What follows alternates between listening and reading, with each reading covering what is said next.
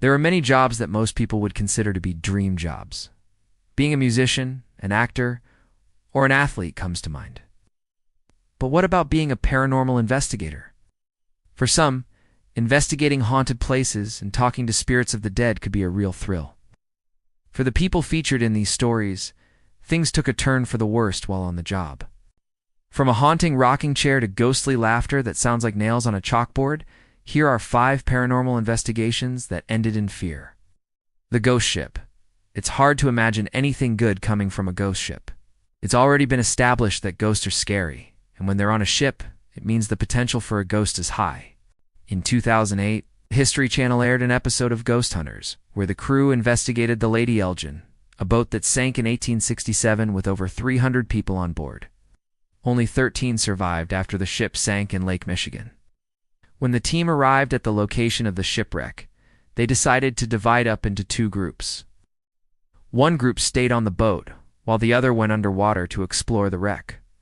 What they found was a very creepy sight: rusted and broken furniture, including a rocking chair. As soon as one of the investigators sat down, the rocking chair started moving by itself. They tried to stop it, but it kept moving faster and faster. In response to this terrifying occurrence, the whole crew left the area quickly.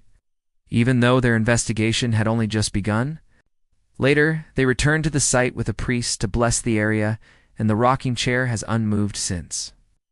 The ghostly laughter.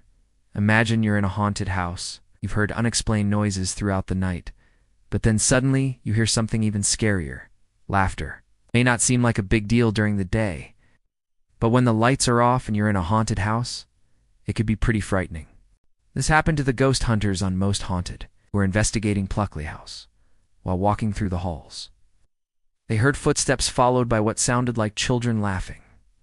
They tried to ignore it, but the sound got louder. Then they saw 2 children standing at the end of the hallway. Although no one was around when the cameras were turned back toward the room the children had been standing in, there was now a rocking horse in the middle of the floor. It's safe to say that ghost hunters didn't stick around long enough to find out what else was hiding in the house: the spirit box. Most Haunted used many tools to try to communicate with the dead, but none were more effective than the spirit box. This device rapidly scans radio frequencies, which can result in the voices of the dead being picked up. Sometimes those voices aren't friendly. Just during an investigation at Canuck Chase in England, the team used the spirit box, and it responded with a voice saying, "I'm going to hurt you." Things got worse when a full-bodied apparition appeared behind one of the investigators. Needless to say, the team left as fast as they could. This experience wasn't unique to this particular investigation. Many ghost hunters have experienced the same thing with the spirit box, and it's all because of one reason: static. Believe it or not, the radio frequencies picked up by the spirit box aren't always from the dead. Those creepy messages you sometimes hear are likely just static responding to the electrical current running through the device. However, that doesn't explain the apparitions that appear in photos taken by ghost hunters. The screaming skeleton. While most ghost hunters use high-tech equipment to try and make contact with the supernatural, some prefer a more hands-on approach. Take, for example, a man known only as Mr. Parsons. Parsons was a mortician who kept the skeleton of a woman named Eliza in his basement. Why did he keep her skeleton? Because he claimed she was a witch who cursed him. According to Parsons, he tried to break the curse by throwing her bones away, but they always came back. He also said that he often heard chains dragging metal moans while working in his basement. His story might sound far-fetched, but he was able to prove that the bones really belonged to Eliza. Her skeleton was eventually discovered in his basement, along with a diary detailing his strange activities. But if the bones belonged to a witch, why did she come back? Maybe she was trying to tell Parsons that it wasn't her cursing him, but rather someone else. The Woman in White, Most Haunted, has traveled all over the world to investigate paranormal activity. They've traveled all over Europe, Asia, and North America looking for ghosts. But sometimes the scariest place to investigate is your own home. That's exactly what happened to the family featured in an episode called At Home with the Ghost. After moving into their new house, they began experiencing strange phenomena. Footsteps echoed through the empty halls, and doors opened and closed by themselves. To investigate, the family brought in the Most Haunted crew, but it didn't take long for them to realize that the house was haunted. A white translucent figure appeared behind one of the children, and it looked like a woman wearing a white dress. She also appeared in photos taken by the family, even though no one was in the room when they were taken. The presence continued to follow the family even when they moved into a different house. So maybe it wasn't the house that was haunted, but rather the woman in white. Where are they now? After the episode aired, the family appeared on another show called This Morning. They said that the woman in white continued to appear in photos, but she was never seen in person.